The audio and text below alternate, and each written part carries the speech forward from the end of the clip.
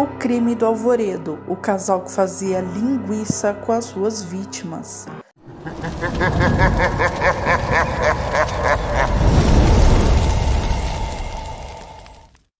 José Ramos foi o filho mais velho de Manuel Ramos e Maria da Conceição. Seu pai fez parte da cavalaria de Bento Gonçalves durante a Revolução Farroupilha, mas desertou e se refugiou em Santa Catarina. Desde cedo, Ramos demonstrou interesse quando seu pai contava as histórias de degolamento cometido por seu esquadrão. Durante uma briga familiar, José testemunhou seu pai agredindo sua mãe e em um momento de desespero, acabou o esfaqueando, resultando em sua morte. Ramos mudou-se para o Rio Grande do Sul, onde trabalhou como inspetor de polícia em Porto Alegre. Ele adquiriu ou alugou uma casa na antiga Rua do Alvoredo, hoje conhecida como Rua Fernando Machado 707, que anteriormente pertencia ao açougueiro Carlos Klausner.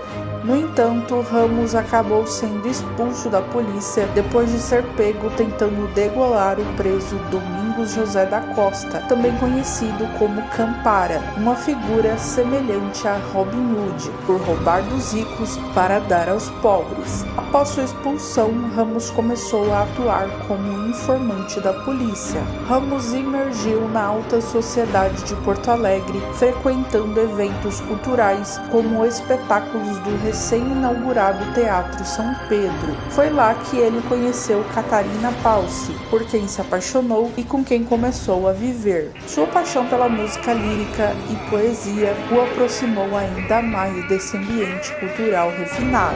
Catarina é de origem húngara, mas etnicamente alemã, devido à sua ligação com a minoria alemã na Transilvânia, cresceu em uma família pobre em uma aldeia, onde morava com seus pais e 2 irmãos. Durante a Revolução Húngara de 1848, que buscava a independência da Áustria, Catarina foi abusada por soldados e testemunhou o assassinato de sua família. Aos 15 anos, ela se casou com Peter Palsi e juntos decidiram emigrar para o Brasil para escapar das dificuldades de seu país. No entanto, durante a viagem, Peter cometeu suicídio. Ela chegou em Porto Alegre em 1857, com 20 anos, e se envolveu com José Ramos em 1863 e vão morar juntos na Rua do Alvoredo, perto do cemitério que ficava atrás da Catedral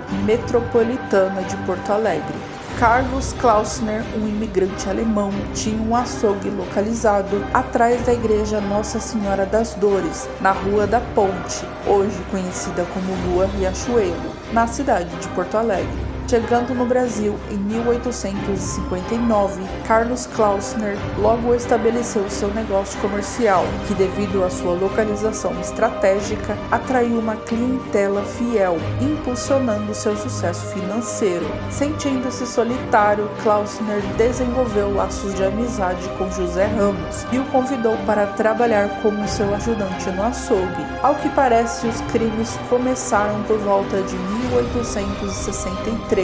José Ramos e Catarina Palsi frequentavam lugares públicos de qualidade e com antecedência. Identificavam os homens ricos que poderiam ser alvos de sedução por parte de Catarina. Preferencialmente escolhiam imigrantes alemães, já que Catarina não dominava o idioma português. Após escolher a vítima, Catarina atraía as vítimas para o Beco da Ópera, atual Rua Uruguai, e as levava para a casa do casal, onde as vítimas tinham seus pertences roubados e eram degolados, esquartejados e descarnados. A carne era transformada em linguiça e vendida no açougue de Klausner. Ele teria aconselhado Ramos a fabricar as linguiças com a carne como uma forma de impedir que os assassinatos fossem descobertos. Já os ossos seriam dissolvidos em ácido ou incinerados no seu açougue. Embora o número exato permaneça um mistério, supõe-se que 6 vítimas foram assassinadas. Em agosto de 1863, a onda de desaparecimento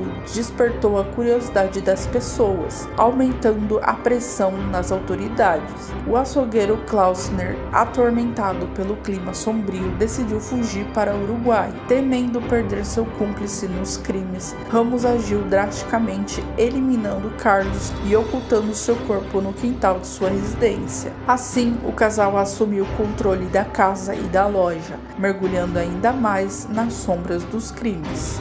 Com a morte do açougueiro, a fabricação de linguiças humanas acabou, pois o casal não tinha experiência profissional para isso. Em 1864, a investigação dos crimes teve início com o sumiço do caixeiro viajante José Ignácio de Souza Ávila e do comerciante português Januário Martins Ramos da Silva. Ambos foram avistados na residência de José Ramos no dia anterior do desaparecimento. Ao ser chamado para prestar esclarecimento na delegacia, Ramos declarou que as pessoas em questão teriam partido para São Sebastião do Caí.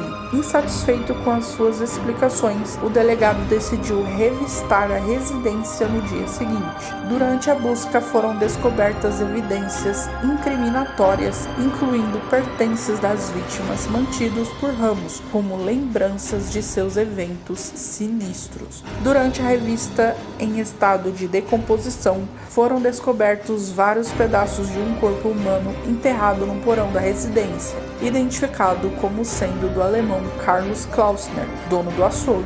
No poço da casa encontrou-se despedaçados os corpos de Januário e José Ignácio, e também de um cachorro com o ventre rasgado. Catarina, após ser detida por um período e se tornar membro de uma seita dos Booker, optou por informar às autoridades que na residência outras 6 pessoas foram assassinadas e seus corpos foram transformados em linguiça pelo açougueiro Klausner. O registro de Catarina em seu diário foi o ponto inicial para a investigação dos demais homicídios.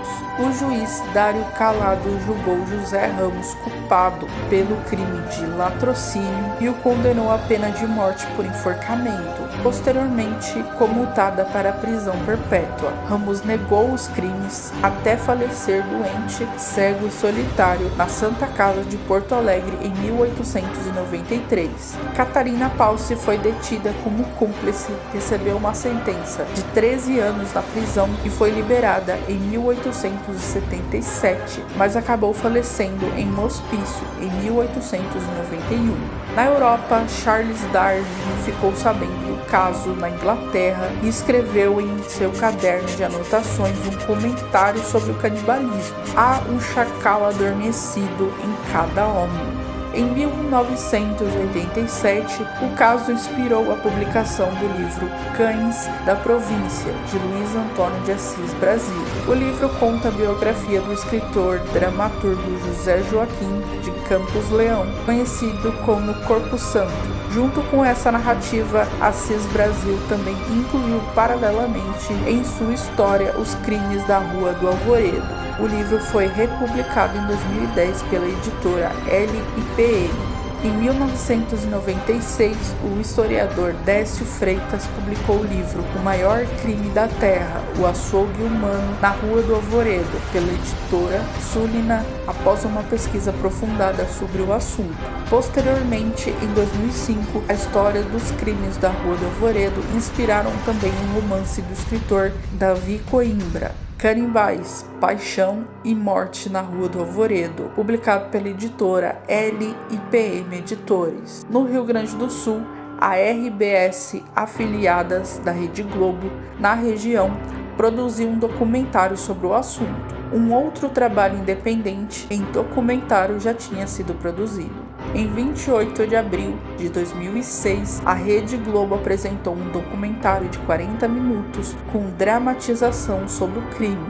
A produção buscou informações nos arquivos públicos do Rio de Janeiro e Porto Alegre e verificou desde recibos da época e passaportes até a autópsia dos corpos das vítimas. E em 2023, esse caso foi publicado pelo romancista Taylor Diniz no livro Os Canibais da Rua do Alvoredo. A releitura que faço da história ocorre no Brasil contemporâneo. Para adaptá-la, dou ênfase a circunstâncias e recursos inexistentes há 150 anos, especialmente na área da tecnologia e sua influência nas relações sociais no dia a dia das pessoas. A ideia foi trazer um caso escabroso que se passou há 1,5 séculos para ver como isso seria tratado em um mundo totalmente diferente e, pelo menos, em tese, mais evoluído, explica Diniz.